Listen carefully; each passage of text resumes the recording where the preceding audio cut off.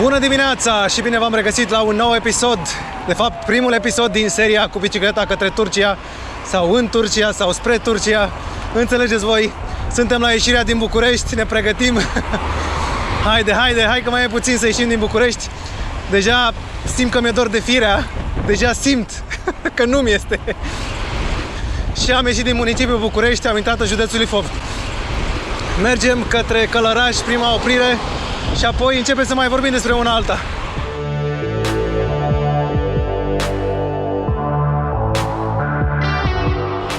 După veștile cutremurului din Turcia, după veștile coronavirus, după iarna ciudată prin care trecem, am decis că e timpul să plec spre Turcia. Momentan, după cum ați văzut, am ieșit din București și mă îndrept spre Șoldanu, acolo unde voi face stânga spre Mănăstirea și apoi Călăraș. Aleg drumul ăsta de fiecare dată pentru că este mult mai liber, e mult mai puțin populat de mașini. Mai bine este că bate vântul din spate, ceea ce este absolut excelent. Nu știu dacă e un semn bun sau semn rău, habar n-am, dar cert e că bate vântul din spate și mă bucur foarte tare. Ceea ce îmi permite să merg fără asistență electrică cu 31 de km la oră. Deci, da, se pare că Dumnezeu într-adevăr este biciclist, să-i dea Dumnezeu sănătate încă o dată, pentru că și-a făcut pomană cu mine și a dat vânt din spate. De bucurie, sincer, sunt foarte, foarte entuziasmat. Astăzi dimineață m-am trezit la 7 dimineața, eu care la mine ceasul nici n-arată ora aia. Pur și simplu, între orele 6 și 10 dimineața e șters acolo. Pentru că nu suport diminețile. Din păcate, vântul din spate s-a transformat într-un vânt lateral deloc plăcut și mai ales că prin zona asta trec foarte multe camioane. Bună ziua! Așa că sper să nu mă împringă vreo rafală de vânt în trafic, că nu e ceva ce o să mă bucure. Oglinjoara asta de aici este o oglinjoară pe care am pus-o zilele trecute. Am cumpărat-o de la Buy Geek, deci este absolut incredibilă. Stop, atenție la tren, după care prioritate. Da, ce-mi place mie. Hai să vedem dacă vine trenul. Nu pare. Ne asigurăm, nu vine niciun tren. Poate vine vreun tren de la de mare viteză cu 300 de km la oră. Amuzant.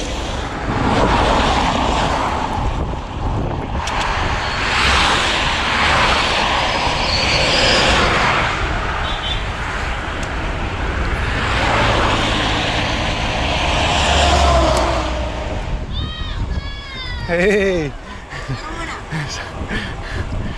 Să română! Nu sunt chiar atât de bătrân!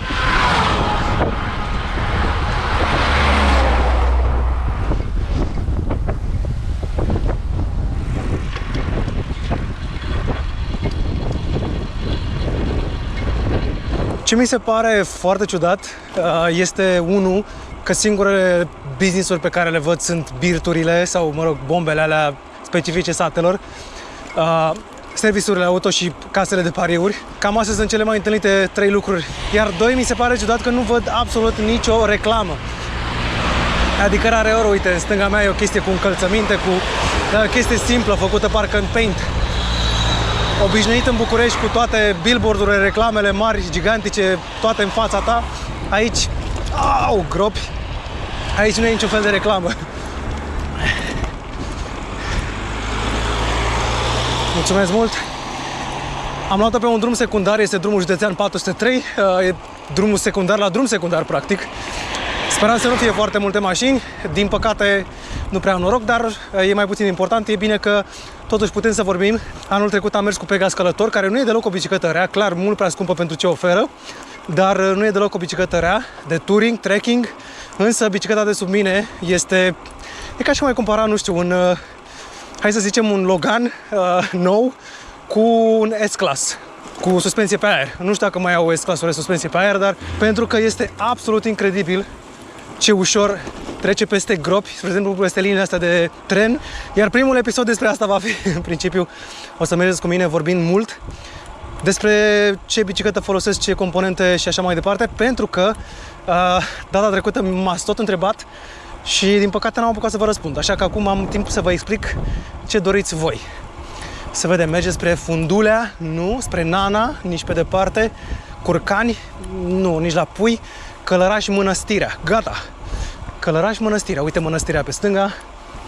Mai avem în jur de 30 de kilometri până la Mănăstirea, cred. 30-32 de kilometri.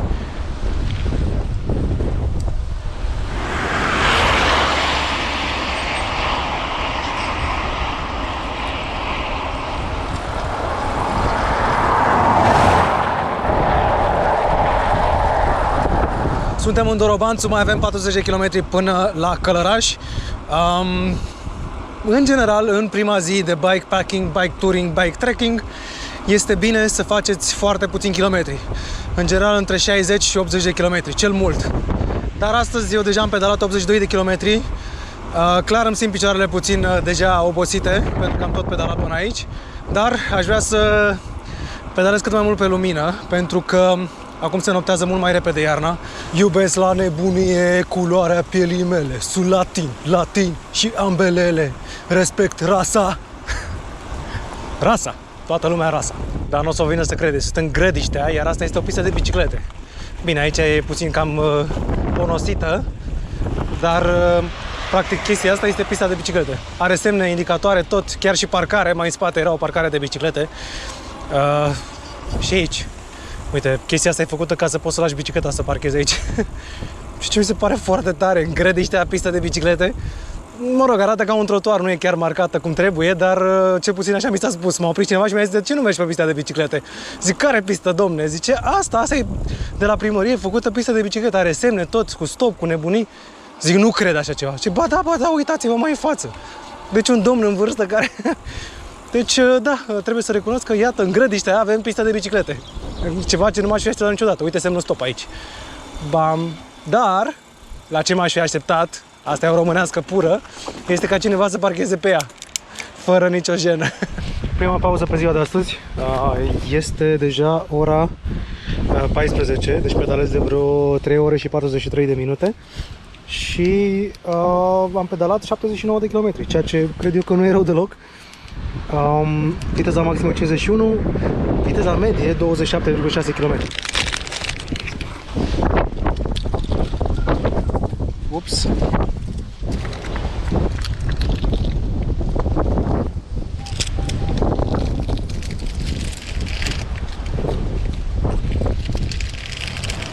Am ajuns și în Călăraș cu mașina pe acoperișul spălătoriei. Cred că voi nopta aici pentru că deja s-a lăsat seara, e deja ora 16. Am pedalat destul, 115 km. Pentru prima zi zic că nu e rău deloc. Patul în care am dormit, camera de hotel, 240 de lei pe noapte. Mamă, prima noapte, ce să mai, am cheltuit toți banii. Și am pregătit aici toate lucrurile ca să plec. Eu am dormit aici, trebuie să fac patul, deci mii de scuze pentru asta. Și hotelul la care dorm este Hotel Baden. Este fix pe malul Dunării, care arată așa. Mă duc să iau micul dejun în dinți, iată-mă, și după aceea să mă pregătesc. Credeți-mă, nu e foarte plăcut să cari în fiecare dimineață gențile astea, dar asta este.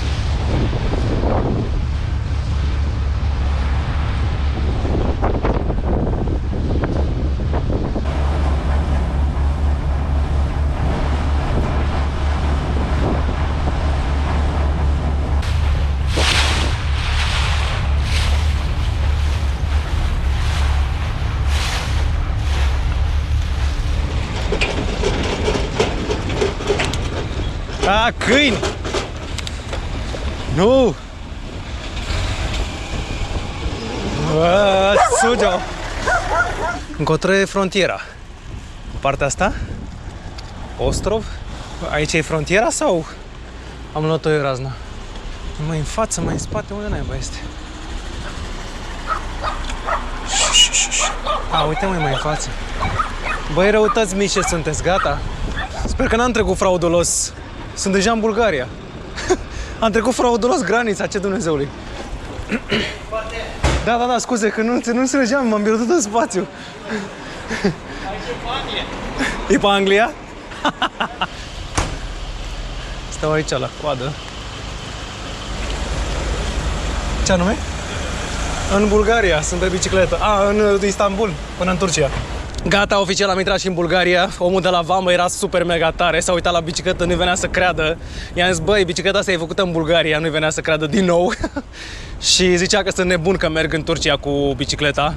A zis că în Bulgaria e ok, ceea ce știam deja, dar în Turcia mi-a zis că să am foarte multă grijă de mine. Ceea ce era de așteptat, toată lumea mi-a zis asta. Așa că, da, hai să vedem ce e în Bulgaria. Suntem în micul orășel bulgăresc Silistra. Pare Sinistra, de fapt. Pare sinistru aici, sincer, nu e cine știe ce. Oricum, nu e mai rău ca în Ruse. Eu personal este orașul meu cel mai puțin preferat din Bulgaria. Nu-mi place deloc Ruse. Silistra e ok. Ieri a fost o zi așa bună de să fie motivațională ziua, dar altfel acum nu e chiar plăcut și avem foarte mult de urcat. În punctul maxim o să ajungem undeva pe la 600 de metri altitudine. Deci o să fie super interesant. Deja urc de 7 km, nu mai e amuzant deloc. Chiar și dacă bicicleta este electrică, pentru că oricum motorul nu are forță să te urce doar pe tine, trebuie să pedalezi și tu. Iar cu greutatea extra pe care bicicleta o are, deja nu mai e amuzant.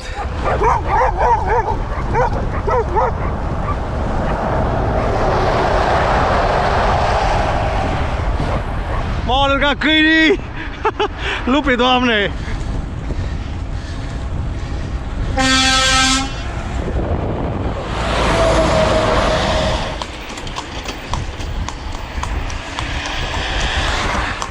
Zdrasti!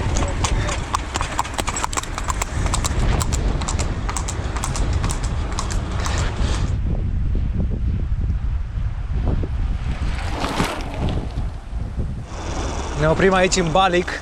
Balic este locul pe care l-am văzut pe Google Maps. Când l-am văzut, mi s-a părut absolut incredibil. Nu știu, seamănă cu Pripyat sau ceva, cu Cernobâl.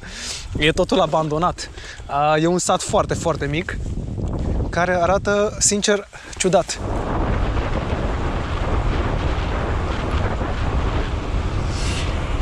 Asta este Ghost Town, orașul fantomă. Rare ori ți este dat ca biciclist să pedalezi pe un drum pe care nu sunt deloc mașini. Ei bine, Bulgaria nu mă dezamăgește niciodată. Asta e și motivul pentru care îmi place atât de tare. Mai am 5 km până în Dobrici. S-a lăsat frigul rău de tot, sunt vreo 5 grade afară. Ce e și mai nasol este drumul ăsta de vreo, cred că mai bine de 20 de kilometri din Balic până în Dobrici. Este drumul din iad. A fost drumul din rai, dar acum este drumul din iad. Pentru că pur și simplu este îngrozitor. E plin de gropi. Mi-au umflat anvelopele prea puternic și mai este o mare problemă. Fiind foarte frig, mâinile mele s-au transformat din 2 brațe în 2 tăiței uscați. Deci mă dor la fiecare hop, groapă. Nu mai pot. O să fac transplant de cur când ajung în Dobrici, nu mai gropi, nu mai petice, nu mai suport gropile astea. Promit că nu mai mă plâng niciodată de drumurile din România. De alea din București, ba da, că pot să mă plâng, că am motiv să îi stric numele lui Firea, dar astea nu sunt drumuri, nu, sunt îngrozitoare. Fundul, curul, nu mai pot de durere. În sfârșit, drum lin și primul biciclist pe care îl văd după 200 de kilometri aici în stânga. Să-ți dea Dumnezeu sănătate și măicuța Domnului! S-a uitat ce dă la mine. Mai am 1 kilometru până în Dobrici, deci practic sunt la periferia de Dobrici și cam așa arată locul. E tare de tot. E un pic de Ferentari combinat cu Rahova, combinat cu Sălăjean, dar în anii 90. Deci e bine de tot. Arată promițător. Camera a fost 38 de leva, nu arată rău deloc. E verdele comunist și verdele comunist din nou aici sus. Dar nu arată rău deloc, arată chiar foarte bine, e foarte cald, foarte îngrijit, foarte curat, foarte frumos, chiar îmi place. Și camera a fost 20 de euro practic, mă rog, 19 euro și asta este perfect. Am și balcon și ce mi se pare și mai interesant este că m-au lăsat să-mi pun bicicleta la recepție, adică știu cu siguranță că este în siguranță. Ați înțeles voi. M-au prins bolile, din păcate am febră foarte mare. M-am dus la recepție jos, le-am zis care-i treaba. Mă rog, au glumit, au zis că am coronavirus. Lăsând la o parte asta, au zis că putem să-ți facem o salată. Bucătăria este închisă, deja e foarte târziu. Și au zis putem să facem o salată. Ceea ce e super tare, sincer. Adică modul în care au reacționat. Mi-au spus, uite, îți dăm 2 Sprite-uri, poftim, și facem o salată. Și am zis cât costă și au spus nimic. Și Și am zis, nu se poate. Cât costă? Și a zis că nimic. Deci, da, super tare hotelul ăsta, super mega tare. N-am luat coronavirus, sunt ok, doar că dintr-o dată m-a luat febra foarte tare. Așa că trebuie să stau liniștit să dorm. Sper că mâine dimineață o să fiu bine ca să pot să plec din loc.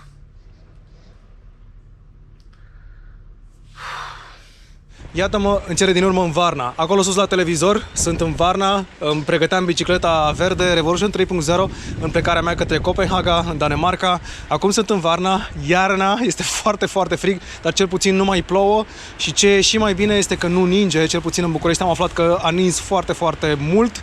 Eu am scăpat de zăpadă, repede vă prezint bicicleta înainte să închei episodul și după aceea să vă duc repede la mare, să vedeți și voi marea cea mare și învolburată. Bicicleta pe care merg este un Eljoy Revolution 3.0, cadrul pe care l-am comandat de la Eljoy și furca și împreună cu roțile. Restul sunt o contrapție bizară realizată de mine și cei de la Bike Geek. Unde este bicicleta verde? Este simplu, am vândut-o pentru o cauză nobilă. Mă bucur tare mult că Alexandra se bucură de ea și mulțumesc și ei tare mult. Bine, asta s-a întâmplat acum, cred că mai bine de 7-8 luni de zile. Revenind la bicicleta din fața mea, este o bicicletă făcută cu diferite componente, cu roți pe 27,5, nu mai sunt pe 29, dintr-un motiv extrem de simplu.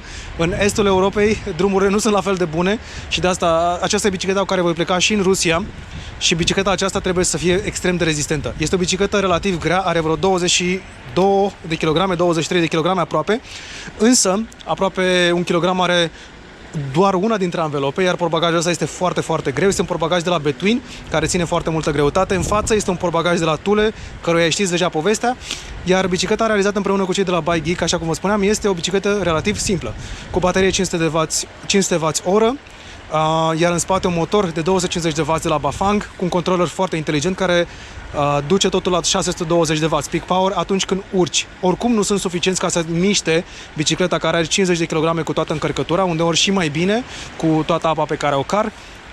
Furca aer serie Suntour NRX, care este foarte, foarte, foarte interesantă. Lockout-ul l-am scos pentru că nu-l suport. Mă grăbesc că trebuie să vă spun repede toate componentele și mano de ore M6000 peste tot, exceptând discurile care sunt de ore XT, 180 în față, 180 în spate și bineînțeles schimbătorul SLX. Transmisia este 1/10 cu pinioane tot și mano. Cam asta este bicicleta, din punctul meu de vedere arată foarte, foarte tare, clar, fără portbagajul față, fără portbagajul spate ar arăta mult mai bine, arăta ca o bicicletă commuter. Cât am stat și am vorbit cu voi, din păcate a început să ningă, deci cred că vine și aici zăpada. Sper totuși să apuc să plec repede mâine, înainte să mă prindă din urmă. În Varna, anii trecuți cât veneam eu, acum 2 ani, nu era pe aici mai nimic, mă refer la piste de biciclete, dar iată, astăzi că sunt oameni care pedalează iarna la minus 2 grade cât sunt acum și vin pe pistele de biciclete amenajate. Mai tot orașul s-a amenajat cu piste de biciclete și asta mă bucură foarte tare. Și nu poate decât în același timp să mă și întristeze, pentru că noi suntem departe de pistele astea de biciclete. Și ca să nu vă întristez prea tare cu pistele de biciclete, v-am adus la Marea cea Mare împreună cu ciorile și pescărușii. Și trebuie să spun că, indiferent de vreme, îmi place foarte mult cum se simte marea, cum se aude marea. Poate cred că sunt singurul. Sper să nu fiu așa. Vă mulțumesc tare mult că vă uitați la mine. Ne vedem în episodul următor. Ca întotdeauna să ieșim mai tari. La revedere. Pa, pa. Hei, hai la o plimbare, pescărușule. Vii? Hai cu mine, mă. Vino, mă, cu mine, mă. Vino, mă, încoace odată. Haide.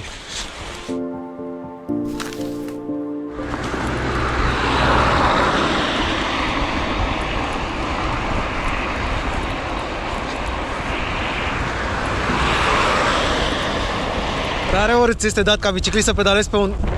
Rare ori ți este dat ca biciclist să pedalezi pe un drum foarte, foarte... Rare ori ți este dat ca biciclist...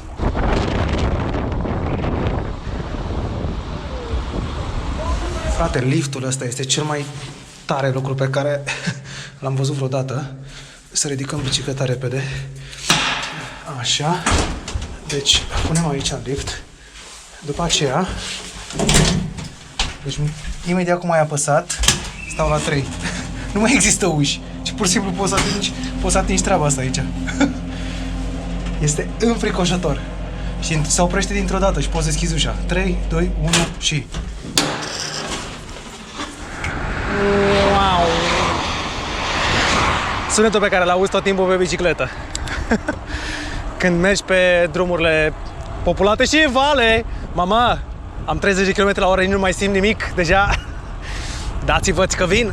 32, 34, 36, supersonic deja, 40. Hai mă. 42. 43. 44. Deja am intrat în hiperspațiu. 45.